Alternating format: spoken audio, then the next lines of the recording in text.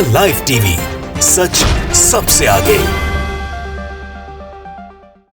Israel फिलिस्तीन युद्ध जिसका दायरा अब गाजा से बढ़ के लेबनान और ईरान तक पहुंच चुका है, और इस बड़े हुए दायरे के बाद जो इजराइल को नुकसान हो रहा है वो सबके सामने है। लेकिन अब एक स्टेटमेंट है, एक बयान है, एक दावा है, किसकी तरफ से? ईरान के विदेश मंत्री की तरफ से, जिस बयान के बाद, जिस दावे के बाद से जितने तमाम देश इजराइल के समर्थक माने जाते हैं वो तमाम चिंता में है। और इजराइल में ये समझ सकता है कि डर का एक माहौल है। वो डर का माहौल की वजह वो स्टेटमेंट है, और वो स्टेटमेंट क्या है आप भी जानना चाहेंगे, और आप में से बहुत से लोग जानते भी होंगे। ईरान के विदेश मंत्री का वो स्टेटमेंट जिससे टेंशन जो है वो बढ़ गए हैं, क्योंकि स्टेटमेंट एक ऐसा बयान है। ईरान के विदेश मंत्री ने ये कहा है कि उनका देश यानी ईरान तैयार है ऑपरेशन ट्रू प्रॉमिस 3 के लिए। ये सब कुछ कब हुआ है? जब इजराइल ने एक सो कॉल्ड हमला किया है जिसको ईरान ने पूरी तरह से रोक दिया। ईरान के जो आयरन डोम का कमाल का है या स्पेस का कमाल का है, इजराइल कुछ भी हमले में नुकसान नहीं पहुंचा पाया ईरान को। बहुत से लोगों का कहना है नूरा कुश्ती है, बहुत सी बातें हैं, वो एक अलग विषय है, उसकी गहराई तक जाएंगे तो बहुत ज़्यादा विवादास्पद चीज़ें हो जाएंगी। लेकिन मैं जो बातें देख रहा हूँ सिर्फ वो आपको बता रहा हूँ कि ऑपरेशन ट्रू प्रॉमिस 3, इससे बहुत ज़्यादा खौफ का माहौल बनना स्वाभाविक सी बात है, क्योंकि इससे पहले जो हमला किया था ईरान ने इजराइल पे, उसका नाम दिया था ऑपरेशन ट्रू प्रॉमिस 2।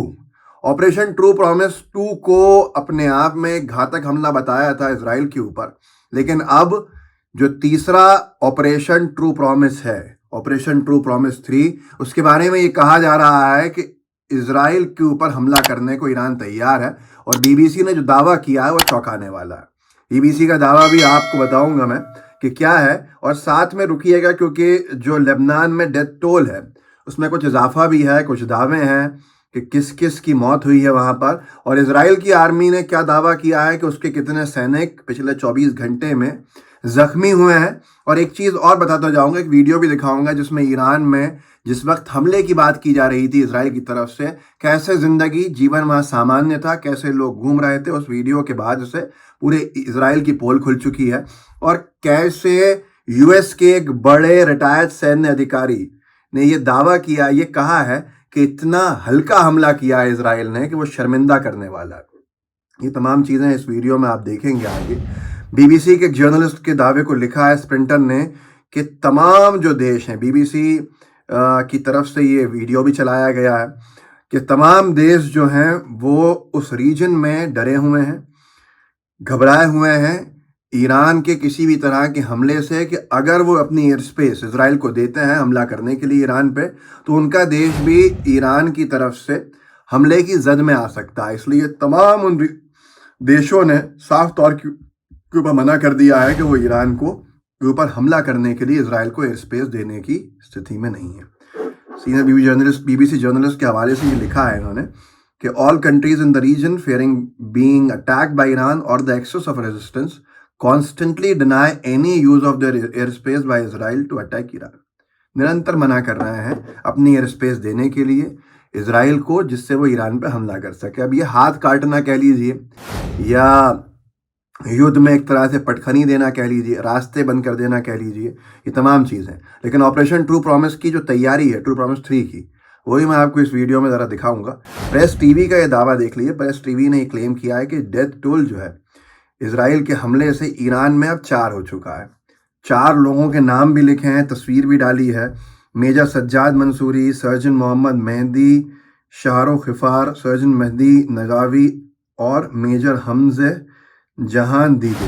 ये तमाम जो है ईरान की फ़ौज के अधिकारी रहे जिनको इस हमले के अंदर इजराइल ने मारा है। इसके बाद से ही इसी का रिप्लाई माना जा रहा है।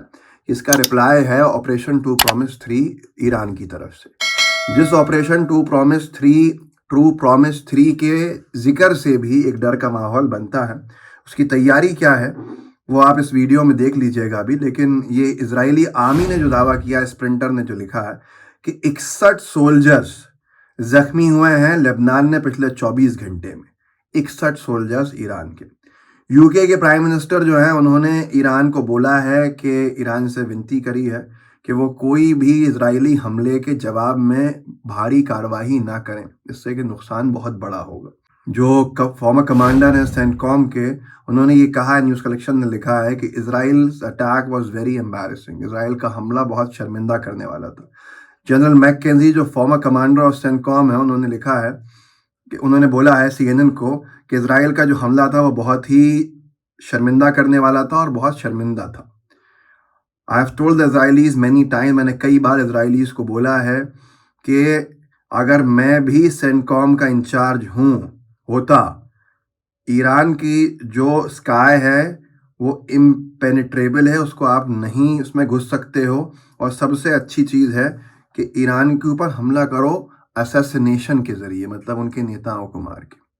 लेकिन ये नीचे की जो बात है नरसंहारी है, पर ऊपर की बात जो है हिंसक होते हुए वो साफ तौर के ऊपर कह रहा है कि इजराइल ने बच्चों जैसा हमला किया।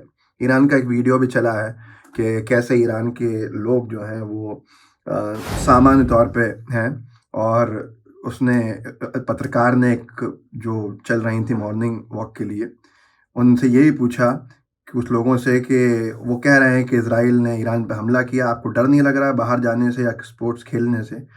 तो उन्होंने, जो पास्टर भाई था, उसने कहा कि आर यू स्केयर्ड, क्या आप डरे हुए हैं? तो उसने भी हंसते हुए कहा, नो नॉट एट ऑल, बिल्कुल नहीं, हमने तो कहीं आवाज़ भी नहीं सुनी। ये थोड़ा सा वीडियो भी देखिए।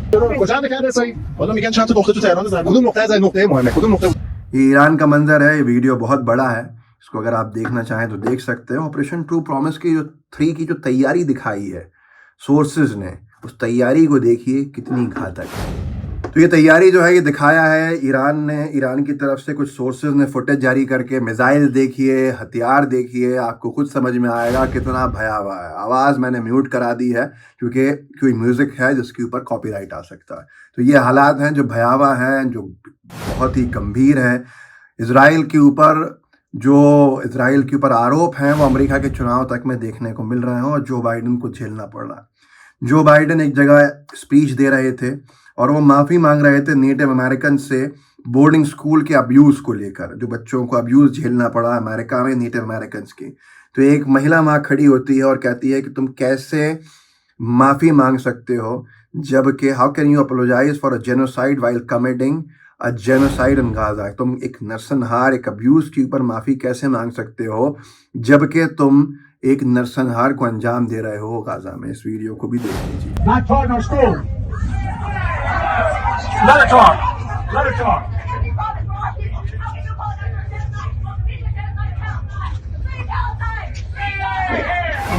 तो ये तमाम चीज़ें हैं ऑपरेशन ट्रू प्रॉमिस 3 के बाद से ही ये खौफ है। क्या होगा आने वाले कल पे किसी को नहीं मालूम है। इस वीडियो को आगे बढ़ाइएगा, लोगों को जागरूक जरूर कीजिएगा। जय हिंद, जय भारत। द लाइव टीवी, सच सबसे आगे।